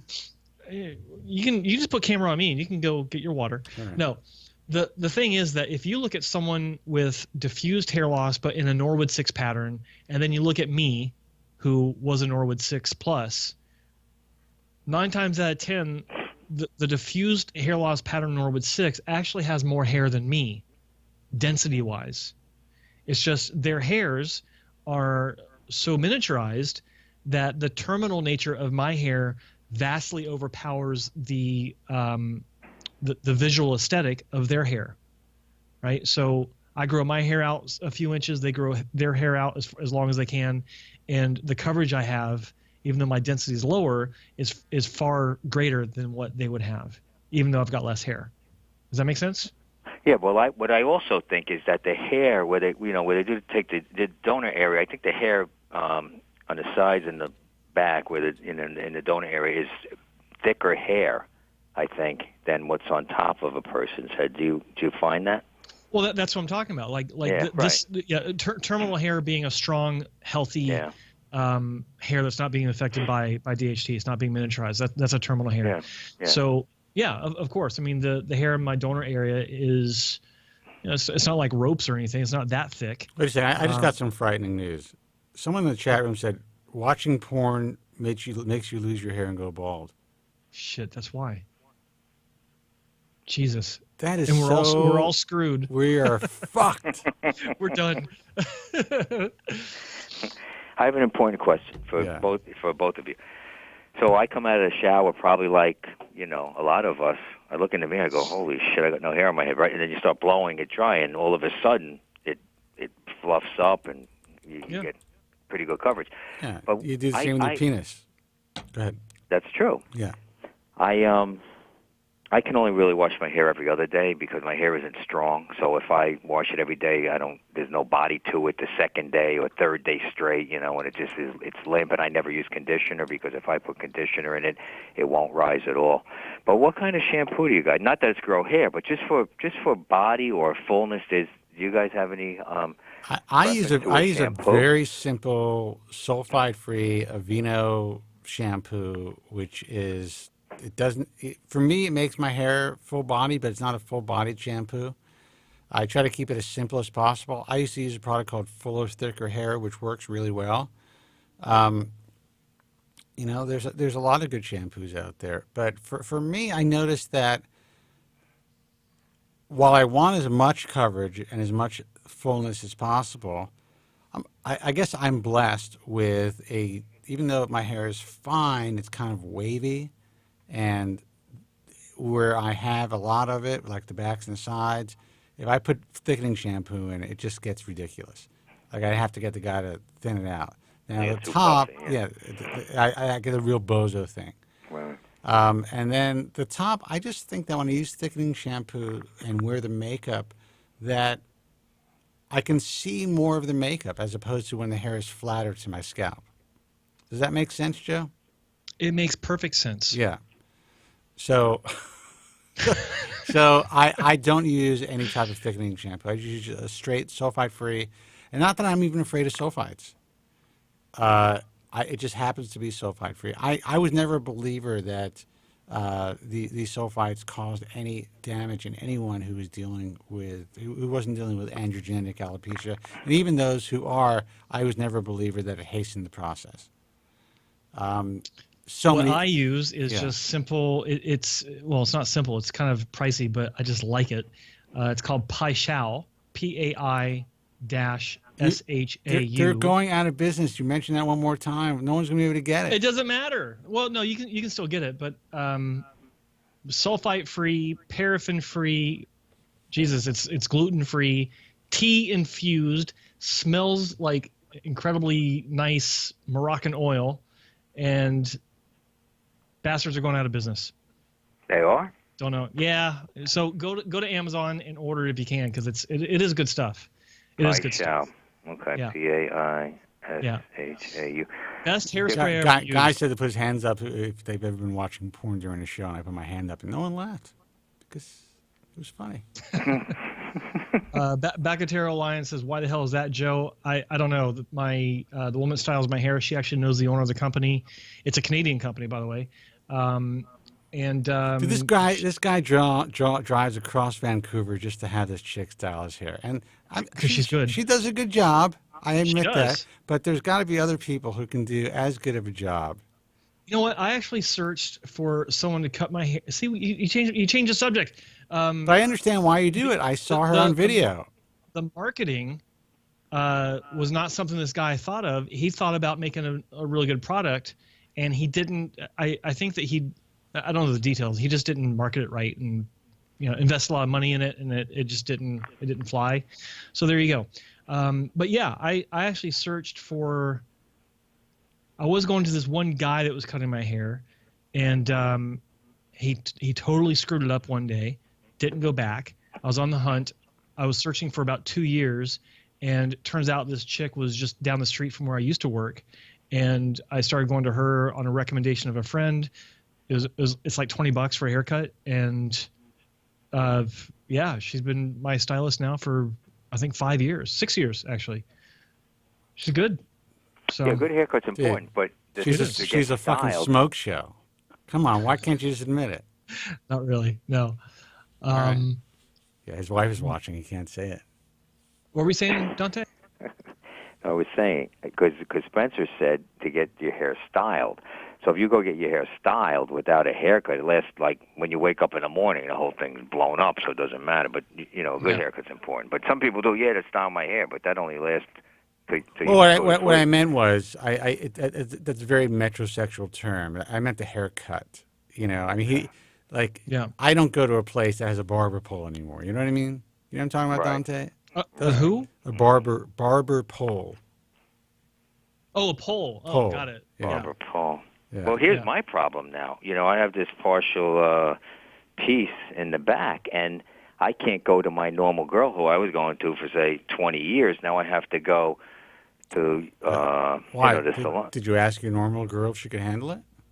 Well, because when I go to get the thing cleaned and put back on, they give you a haircut there. Now, why don't you? And they don't give me. I've been to 3 different people, and they don't give me the best haircut. Why don't you learn how to maintain the piece yourself? So you take it off, you clean it, you put it back on, and then go to your normal hairdresser. Yeah, no, you've been telling me that, and I haven't really done that yet. So I'd have to buy a couple first. Yeah, it's easy. On the internet, like you said, yeah. It's easy. Look, there's so many videos. I see these guys, they rip that glue off like it's nothing, man. Put it back on, tape that shit, boom. It's on in like, 20 minutes. So many guys on YouTube talking about this and showing how they do their own hair systems. I got to tell you, these guys are the guys. It's awesome. These are the only guys that actually look really good with the hair systems. The guys that are... That's one part of hair loss as far as do-it-yourself that I think people who wear hair should learn.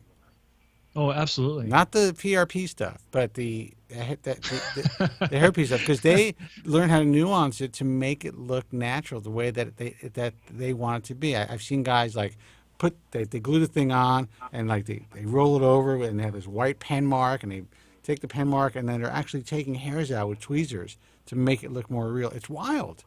There's such an art to it, and I think if you're patient enough, you could look 100% natural. Yeah. Patience. It'd be in the investment of maybe a couple hours to kind of pluck it the way you want it, and you don't have to touch it again for the rest of the time that you're wearing it. Yeah, I don't know how patient. I did the partial, and it was just I got to paint this thing. But I tell you the truth, I would give it another shot if the time came before I have a hair transplant. Yeah. Yeah. But my fear is that it's in the back, so it starts at a little bit in front of where my cowlick would be there in the crown. So maybe 1.5 inches in front of that. I can't see. I need 3. I don't know. You can't see the top of your head back there. And you go to Amazon and you get a 3-way mirror that you can actually suction onto your bathroom mirror, and it has an articulating arm, and you're a fucking pro. You get some hair, cutting scissors. You get some alcohol. You get all. See, the thing about any of this stuff is you need the necessary tools. That's actually the key to life. You need the necessary tools and maintenance. That's the key to life. And good teeth. Yes. Well, I worked on my teeth, so my teeth are pretty good. Yeah. All right there, yeah. So. Oh, Dante, I'm sorry that you're having some problems. We're here for those problems. That's why we're here, because who else are you going to talk to? Yeah, the kids think I'm crazy. Everybody, you're out of your mind. You're losing your hair. You know what? You're out of your mind. And you know what? Even if you are losing your hair, who cares? That's what I get now. Oh, and you get that because they think we're fucking old. That's why. That's right. Especially me. I had one guy on my YouTube channel say that people can't relate to me because I'm too old. Oh, dude. What about I'm 5 years older than you? I thought it was hilarious. Yeah, that's true. So I told him, I said, you think I'm old? Go look at Spencer. Look at fucking Kobren. Look at Kobren. You know? I mean, yes. I mean, we're both uniquely youthful for our ages. Yes. Yeah. That's true. Very true. All right, Dante.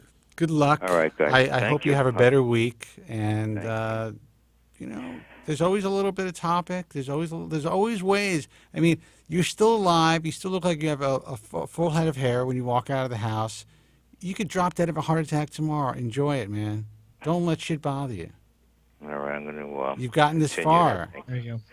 I have. Thank you, and I'll keep you guys posted. Hopefully, this shed will stop and turn around soon. Yeah, well, keep us posted, and we're here. Yeah, We're here for you. So if you want to call Friday and bitch about the same thing, we're open to listening. All right, thank you. All right, man. Take care. All right, have a good night, guys. You too. Take care. Thanks for calling, Dante. Guys, we have some open lines. Phone numbers, 888-659-3727. Jesus. 888-659-3727. I was like, wow, that Marlboro Light was not good. I can't joke about that. Insurance companies listen. I don't smoke. I know.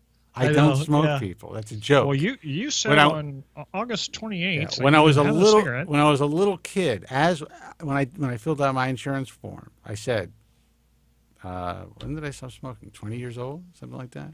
Didn't even smoke that much. Played with it. Anyway, people are so fucking crazy. You know, and the internet itself is just so fucking crazy. Guys, call in. Otherwise, I'm gonna go to the Waldorf, and you're not gonna know which one it is. Joe, what about research of a new shampoo, or did you order 20 cases to last? LOL. That's BB in the chat room. I was never really big into shampoos because most of them, it's like they don't really make any difference. I only got into this one because it smelled great, and it did seem to give me a nice cleanse to my hair.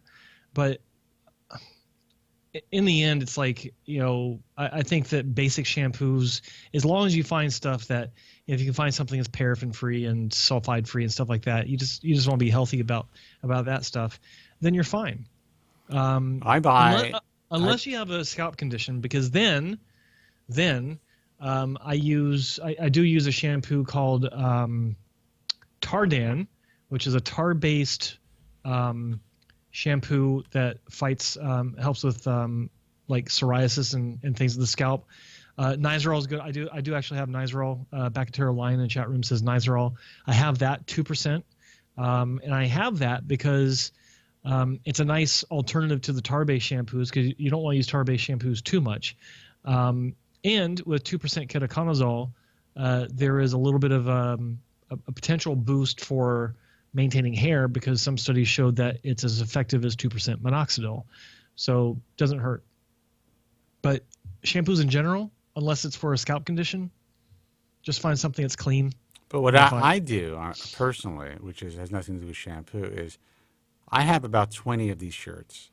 I buy the same. If you go to my closet, which women have found very interesting, and I think guys get it, but there are probably 24 white shirts and maybe close to a dozen blue shirts, and they're all the same.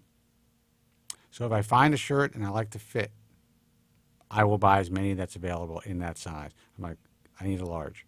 And I'll go back to the store and keep buying them, because eventually the store is going to change that shirt. Yep. And I'm not going to have it.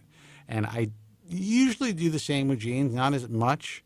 I buy expensive jeans. There's another thing I spend money on that you probably, knowing me, you would think I wouldn't. But I spend money on expensive jeans because there's something about the right cut in a jean. I agree 100%. You know, so I buy AG jeans, and they're close. Some of them are like $300 or close to $300, but they're always changing their style, and it's like I got to buy like 10 pairs because I want the exact same fit. It could be slightly different shades. Yeah. I want that exact same fit. But the same cut. Yeah. Yeah. And I'm the same way. Like there used to be a shirt I used to get from Banana Republic. It's a slim fit, iron free. It's AG, not AE, and I don't wear stretch jeans, dude. But they may be cool. Yeah. And I used to do the same thing. It's like I'd get a medium of the colors I liked, and I'd just keep going back to get them. And then I would buy a few, maybe not 10 or 12, but I'd buy a few because they would be changing, and they have changed it a little bit. Well, and that's the thing. And so you try to buy something, and I try to buy some online, and I'm like, what the fuck is this? Yeah. All of a sudden, like the calves are so tight, like the opening is so small. You're like, what? I'm wearing skinny. I'm wearing skinny jeans. Yep. Let's see who this is. Hey, you're on the air. Who's this, and where are you calling from? Hey, man. Hey. How you doing? This is Bruce. Who's this? Bruce. Bruce, where are you calling from, Bruce? Hey, Bruce. Hey, I'm calling from Houston. How's it going, guys? We're hanging in. Bruce, you called before. We're hanging in there, man. How are you? Oh, I'm doing great. Yeah, I've just been listening in on the shampoo stuff, and I bought some of that Pai-Shau the other day, and I didn't know they were going out of business, but that's cool. It seems like a good product so far. I've used it for about a week now. Doesn't it smell good? Oh, yeah, it's great. I bought some of the hairspray, the shampoo, and conditioner. All right, so now I have to buy some before it goes out of business. Where can I get it? Amazon. Just oh, really? Yeah, the Amazon or their website. I ordered it from their website because sometimes Amazon's kind of has not all the products that they sell, so I just kind of went to their website so I could get multiple things. But, cool. So no, that's good. That's hey, good. Glad you like it. Yeah, I was going to comment the other day. I think it was Friday. Sometimes I got to listen to you guys the next day or day after because of work schedule and all that. But that guy that called in from Michigan was pretty funny talking about the roids and all that he was using. And well, the what? The roids, yeah. Yeah. He was talking a mile a minute too, man. Yeah, well, here's the deal, man. I mean, I'm old school. I'm 52 now, and back in the day, I was into all that stuff and everything. I got buddies that were into it, doing all that stupid stuff. I had buddies that were into it for years. Yeah. Yeah, and I know all about everything he was talking to me about, but he would jump around too much. But like Winstraw and Trend, that stuff will that's real bad. That's real bad for you and all that. What about like Dianabol? That's pretty bad too. Any guys who are popping that shit like candy because it's so easy to get your hands on. That's bad for you too. So anyway, all that stuff there that I don't know why he was not going out clean and telling you how bad that stuff was, but that stuff is real bad. Well, I think look, you know, I'm not going to say everything in moderation, but I think if a young kid has tried a couple of cycles in his life, he was an athlete, whatever it is, usually, I mean, yeah, he can cause some immediate damage, but usually it's not going to cause any long-term damage. But it really are the abusers, the guys that are on it for long periods of time, who cycle in and out for years, that end up having a lot of fucking problems. Like, what's his name? Rich, what's his name? Died this year. Deanna. He just died. Yeah. That's just too much. He was taking all kinds of crap though, and then I think he was maybe even doing some narcotics usage and stuff, painkillers or something. But I mean, who knows? You can't believe the rumors, but I'm just saying that's. But I think a lot of young guys give it a shot. I know while it was under the guise of TRT therapy, and Andrew talks about it openly. He was taking testosterone and shit. He came to my house in Calabasas and he took off his shirt. I was just like, dude, you are ridiculous. He was so jacked. Yeah. But that's steroids. Yeah. Yeah. Well, in the growth, HGH, HCG, just regular cypionate or kind of testosterone or whatever, propionate, all that stuff. That's not so bad for people that do it in moderation. It's these other ones like the Dianabol, like you said, the Deca, the Winstraw, the Trenbolone. that stuff will kill your hairline like within a week. Yeah, and DECA used to be considered kind of a safer one as far as like your liver but I would see young guys and all of a sudden they had like back knee and I noticed they were losing their hair. These were buddies of mine. We were in the gym and I was training hard at the time, and there was a small part of me that wanted to go along with these guys. I was seeing their growth, and I was just like, I can't do it. Not that I felt anything morally against it. I was just like, it's gonna something's gonna happen, and it was all about my OCD that stopped me from doing it. Right. Well, when you get to our age too, if you want to live to be 70 or 80, you don't need to be messing with that stuff anyway. So. Well, I think if I live to be 70 or 80, that's when I'll start messing with that stuff. Yeah, exactly. Yeah, that's when I start. Yeah, that's when I start doing that shit. Yeah. I'll just shave off. I'll shave off this, what's left of this mop, and I will just be like super jacked old man. Yeah, okay. I think you'll have more problems than worrying about being jacked by then. Hope. Well, listen. I hope I don't have. If I live to 80, I have to tell you the truth. I'd be like, if I could, and actually you can here in California legally. If I live to 80, I think it's kind of time for lights out. Because nothing past 80 is usually good. Well, it depends on your mental state and your physical state. I mean, you may be just fine. Why would you want to end it then? Well, I want to be able to end it when I have the ability to end it myself. That's when I want to end it. For me, the first time I break my hip, that's when I'll do it. Because when you're 80 or older and you break your hip, you're done. What about adult diapers? Would you live through that? Well, that would come after the hip breaking. All right. What about what about? What makes you think I'm not already? What about? That's true. What about catheters? What about them? How would you feel about that? Hey, if it's designed right, I might like it. You don't know. That's true. Go ahead. You never know when you're desperate. No, you just never know when you're desperate. But I'll leave you with one more note here.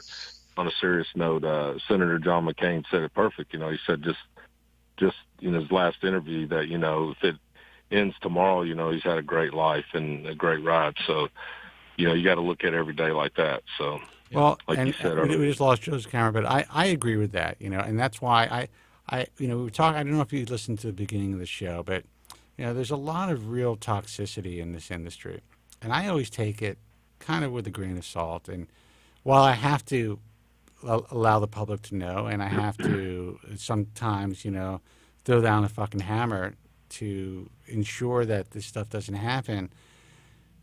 People waste and spend so much of their precious time in this earth on bullshit that harms themselves, on bullshit in an attempt to harm others. Life is fucking short, man. We don't know if we're going to live or die. We don't know. I mean, I could turn off this camera and just keel over and just be like, what happened to Spence? And Joe would be like, he's dead. He dropped dead. So you do just have to appreciate what you have and realize you don't know, man. Tomorrow is not guaranteed to us. And I try to tell all of you guys who are dealing with hair loss to say, I'm never going to get a woman, or they're worrying about the future.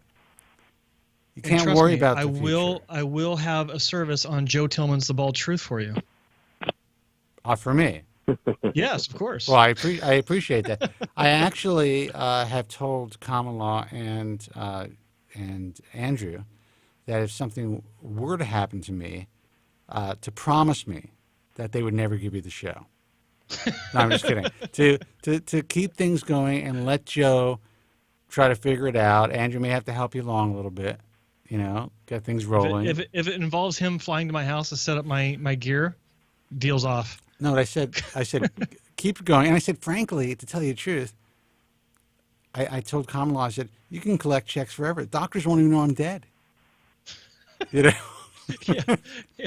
Just have a cutout on a dummy sitting behind your desk and let me do the talking. Yeah, I just say, you make the phone calls. These guys won't even know I'm dead. Or will they care? Just play reruns. Yeah. What's that old movie, Weekend at Bernie's? Yeah. But I actually once had a funny conversation where they're saying, "Hey, sorry, real quick, Spencer. My camera's on, but my Skype locked up. So okay. I'm going to hang up. I have and to you log back in. Okay, go ahead. Okay. Hey, All right. All All right, man. Y'all have a good night. All right, you too. Okay. Thank you so much for the call, man. Always a pleasure. Yes, sir. All right, take care. Okay, bye-bye. 888-659-3727 is the toll-free number. Let us see if we can get Joe Tillman back in the line, which is a process, by the way, guys. Let's see if I can make this happen. All right, Joe, let me set up your shot. Yeah, strange. Very strange and disturbing. Well, I've noticed Skype is behaving differently. Like when I first fire up the, fire it up and I do go to settings to make sure that it sees my camera. I don't know. I blame your UK haters, dude. Let's blame everything on them. It's the UK haters. I gotta fucking laugh. You know, when I look at pictures of these people and his wife and the whole thing with the kids. Here you go. Here's my impersonation of one. Yeah, but it's just like, do you guys even have any idea what you're doing to so many vulnerable, unwitting, trusting people? They don't give a shit. And now that you've done what you've done, and now that you've been outed for what you've done by your very own customers, you're trying to harm other people even more. Can't happen, dudes. That's what this comes down to. It's like they're actually trying to cause harm to other people, to patients. Well, in the end, they're trying to cause harm to patients, because if they are speaking poorly about, well, they can speak poorly about what we do. No one gives a shit. Patients love us, and that's the way that it is, and the doctors don't give a shit. But speaking about other physicians in your local market and trying to badmouth people, it's insanity. It's actually pathetic, and it's sad. And if you're going to do it, do your fucking homework. So at least you post something that's true. Because then you put yourself in even greater jeopardy. Oh, of course. Of course. I think it all comes down, look, if they're in a strong position with what they do as a clinic, with, having happy patients and actually giving a shit about what they do for people, they wouldn't be in this position to begin with. They wouldn't have untold dozens of people that are former patients trying to have at them. Well, now these untold dozens of people are going to have a real platform. And I can tell you this, that I'm just going to do it for the sport of it. That's, like I said, now it's just going to be fun. And it's going to be fucking open season. And it's only going to be the truth, the reality of what's going on. But promise me, I promise you guys, the issues that you believed you had 3 weeks ago, you will be praying for. Because doing what you guys are doing, I mean, the toxicity, I mean, you are the lowest of the low of the low. And I've dealt with some low people before, but this is pretty low. And besides being low, it's even more stupid than what anyone else has attempted to do. That's what's funny about it. People think they're anonymous. They are not. I promise you. Well, it's the equivalent of backwater hillbillies thinking that they can take on like they could go to New York City and hang with the guys in downtown. It's just not possible. Guys, when you're worried about making a living and trying to do something and open up a new business, whether it's a hair transplant surgery mill or a cosmetic surgery for Botox type of a situation, and you're unable to make that happen, you're going to realize why. It all just comes saying. It all comes back. You got to be nice to people in life. You got to be open. to people in life. You have to, you know, if you fucked up, all right, you fucked up. What are you going to do? You try to get some absolution for that and do right the next time. You resolve with your patients who are unhappy and do right by the next group of patients. You might have had a second chance. Anyway, I can honestly say I don't think I know of a clinic that, or I'm not aware of a clinic that when they had bad results or questionable results and they actually tried to help the patient or refunded them or, you know, tried to, or even came out and said, you know what, we did screw up and, you know, we want to make it right, that they didn't have to file for bankruptcy. I don't know of a single clinic. No, I don't either. It's the ones that keep trying to stick their thumb in the dam to block the leakage that they're causing. Those are the ones that have to file bankruptcy. Well, let's put it this way: there's not a single doctor out there that doesn't have a complaint out there online that doesn't have an unhappy patient, that may not have a patient who's put up a YouTube video about them or whatever. That is par for the course of being a cosmetic surgeon of any kind. Now, I believe that any doctor who is, whether a part of what we do or just in the ISHRS or whatever, that they need to address those issues in the best possible manner they can. And you can't just blow these patients off. We're living in a very unique world now where everyone has a platform. And if the patient is truly unhappy, you have to do everything you can to make them happy and not make them feel like maybe they're crazy or whatever it is. Unfortunately, there are some patients who you will never make happy. But if they're reasonable, even if they're a little off, for the most part, you can. And sometimes that's with a full refund. Sometimes that's even just with an apology. Sometimes that's just with constant follow-up. Yeah. You know? But I don't know, I just have to laugh.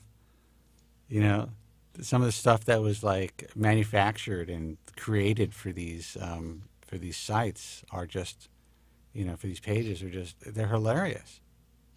It is, and it makes you wonder. It's like, again, the time and effort that they're putting into this. It's like, imagine the good you could do for your own clinic if you turn that inward just a little bit to maybe, I don't know, kind of improve something here and there. Well, there's one that and I'm gonna say it if it's okay, but I think it's funny. The whole wolves of the hair transplant industry. Wolves of Wall Street. Yeah. I fucking love that. That was great. That's fucking hilarious to me. It's shit like that is just like, you guys think that's some sort of a diss? It's funny. It shows. Not crazy about the headshot they used of me, but you know. Yeah, I was just told about it. I haven't even taken a look at it. I'm assuming they use the same one that they're constantly using of me. But that stuff is just, come on, guys. It makes you look like idiots. Well,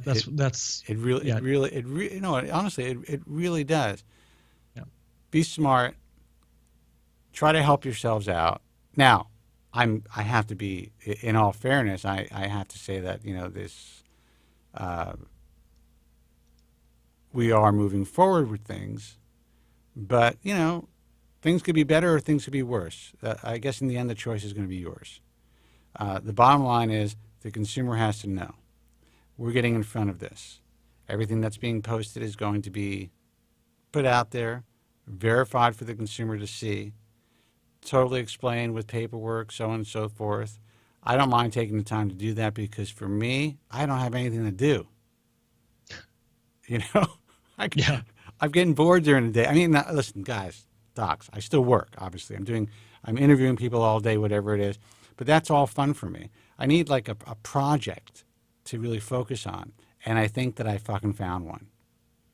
So, guys, we're going to probably call it a night if we don't get another call. It's the end of the hour. It's 888-659-372. I just thought of something really funny to do, too.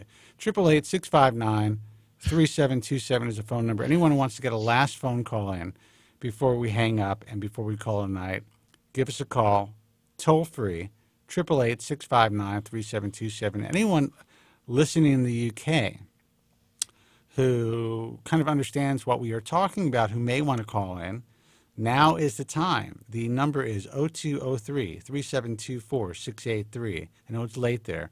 It's 0203-3724-683. But this situation really affects you guys, the poor, vulnerable UK hair transplant patient who looks to the tabloids, who looks to these clinics and, you know, believes that just because a celebrity went there that they're somehow going to be helped.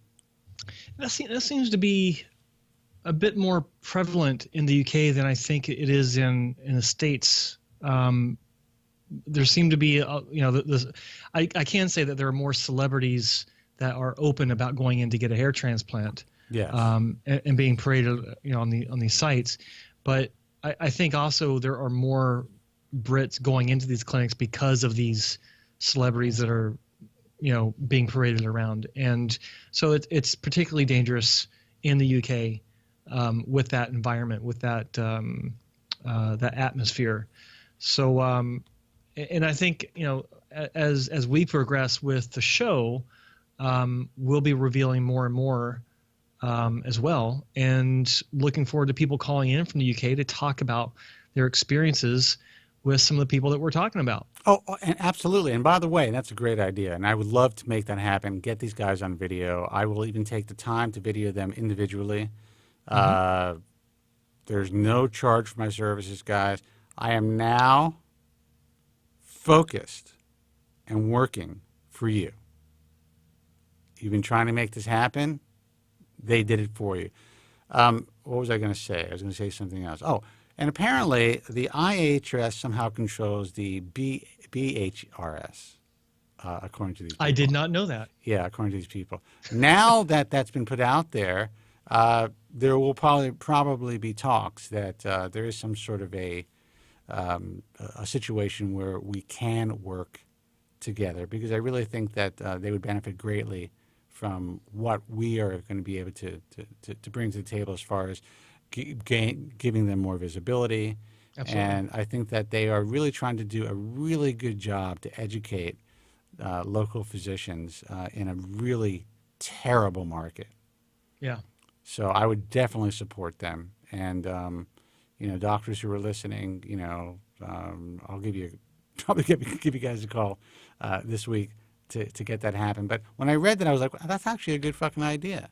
I don't know why I didn't think of that. Yeah, you're being accused of it, and you're like, I wish I was doing that. That's actually a good idea. It is a good idea, actually. Yeah. I think so. I think it's the move. It's the way to go, and I think it's really going to benefit them as well. In the end, it's going to benefit all you guys. I'm going to say you suckers who are in the UK who fall for this shit. And listen, people have been falling for this shit forever in every part of the world. Now it's just getting worse. You guys just happen to be in the probably one of the most dangerous markets that I've ever seen. I'd say the most dangerous in the Western world. And you know what bothers me? The doctors that these particular people are picking on are truly the handful of guys that you can go to and be helped. That's what's crazy. That is what is fucking crazy. Otherwise, you have to go to another country. So anyway, a lot of fun, a lot of shenanigans ahead. We're going to do a lot of broadcasts, and we're going to get some good video out there. You guys will be provided with all the information as it comes in.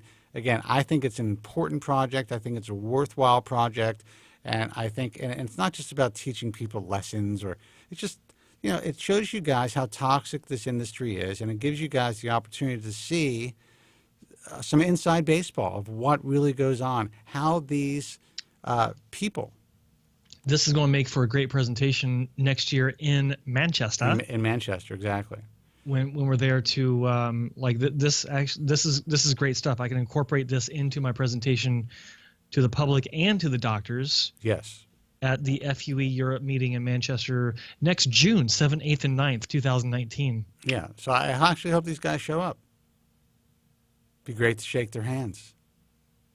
Absolutely. Well, unless one, yeah. Well, the problem is cowards don't want to be seen face to not. face. They like to hide behind a screen and do their thing.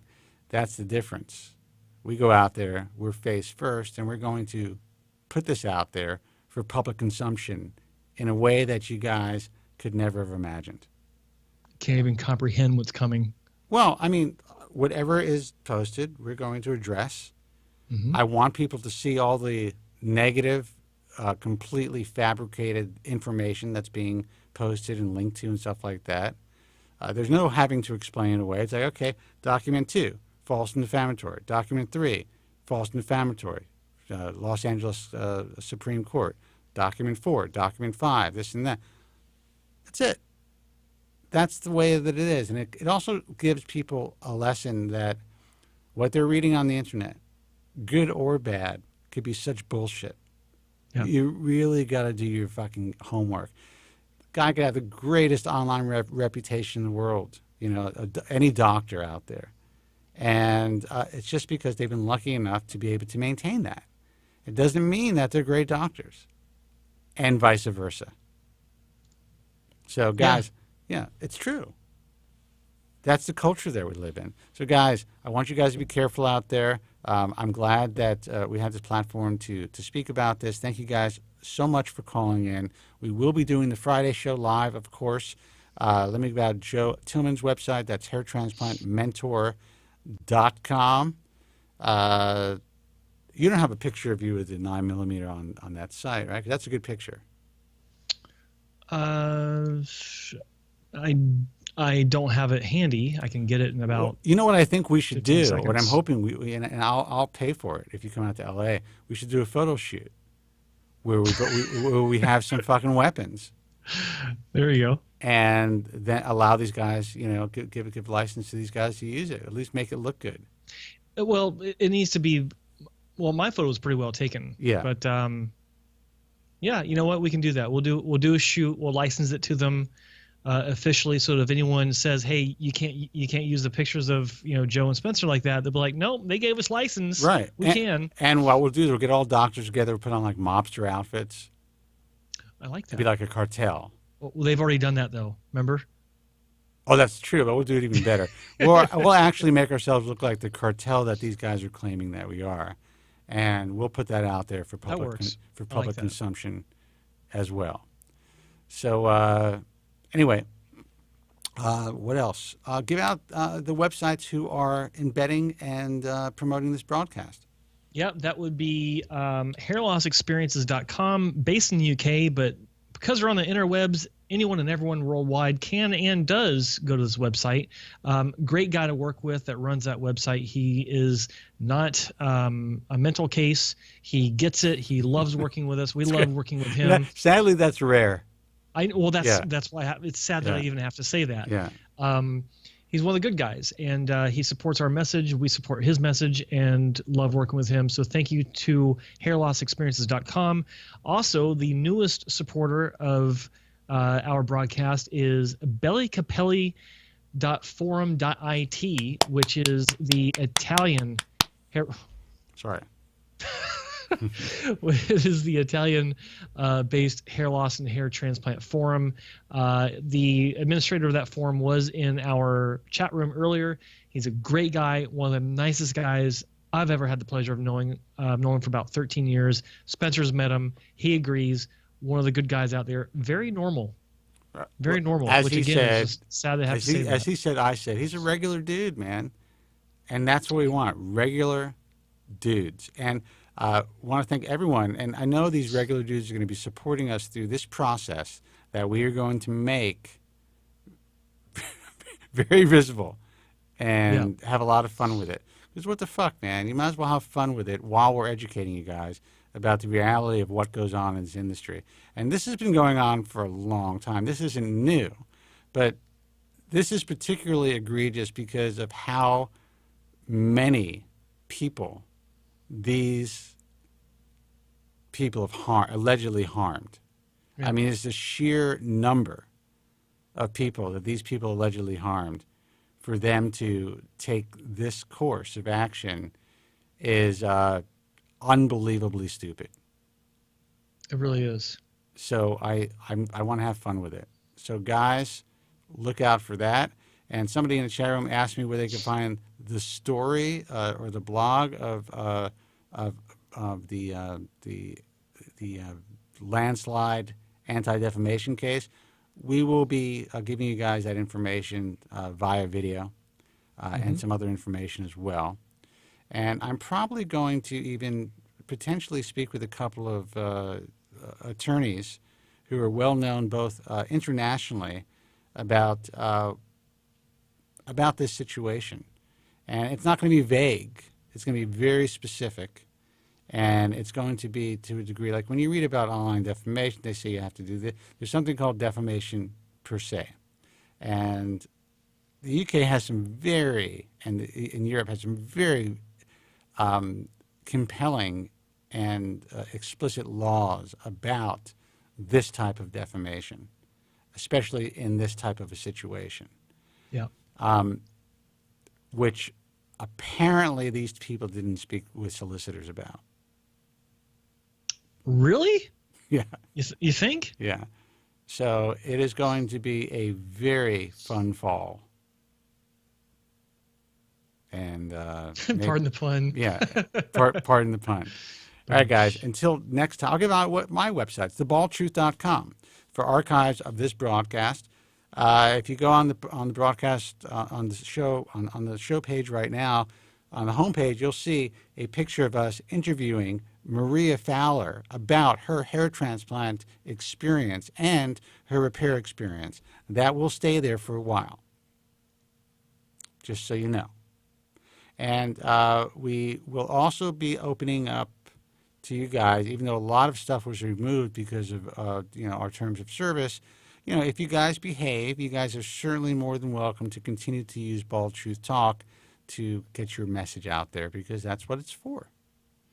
So that's baldtruthtalk.com. That's our message forum, the most trafficked hair loss message forum in the world that does not have a PMing system. And I think we're pretty close to being the most trafficked period at this point. Very close. Very close. So remember, though, it's a message forum, guys. Everyone's anonymous. Read things with a grain of salt, whether they're complaints or whether you're getting information about a physician. Make sure you know the source. That's baldtruthtalk.com. Also, the International Alliance of Hair Restoration Surgeons. Again, I thought it was International Alliance of Hair Transplant Surgeons. Yeah, that's right. International Alliance of Hair Restoration Surgeons. Again, never sanctioned for anything. We don't sell anything to the public.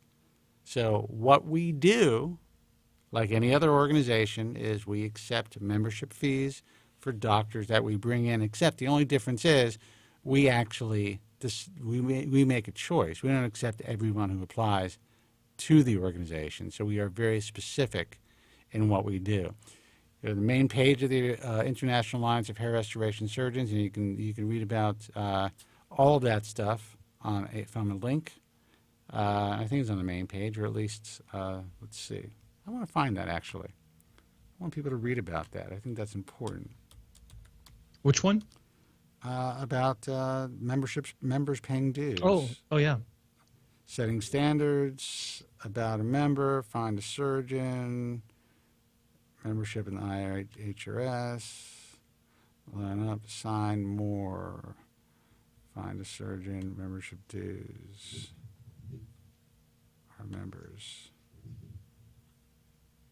Here we go. Did you mention my website? Oh, mention your website right now. hairtransplantmentor.com, home of my original journey, documented pretty much as it was starting 16 years ago in near real time, and it has grown to also have the most comprehensive terms and definitions of hair loss and hair restoration or hair transplant terminology on the interwebs. I'm also going to be updating it soon once I get some things out of the way, to where I have a PDF you can download now that has questions you can ask surgeons when you go in for consultations. I'm going to be revamping that to reflect some changes in the industry, but look for that probably in the next, I'd say, 6 weeks, and bookmark the site hairtransplantmentor.com, and you can register as well and take part. Yeah, and it's right in the center of the homepage. If you go to ihs.org, and we made it front and center, and you read the About the Society section, you click on that, and then if you scroll down, there's our mission, our code of ethics, patients' rights, and member support. Read about that, why our members support what we do, and the fact that all members do pay membership dues. But God, I wish we could take more in, because we got two good applicants today, who I think you might approve of, Joe. Okay. So not that you don't approve of all of our members, but that you would be like, get these guys on as soon as possible. So I look forward to learning about them. All right, guys. Until next time. American Hair Loss Association also never sanctioned for anything. Never suspended for anything. Never took $1 through the American Hair Loss Association. Completely the only true nonprofit organization in this field. There are no salaries paid. Everyone who works with the American Hair Loss Association works on a 100% voluntary basis. We do not accept donations of any kind.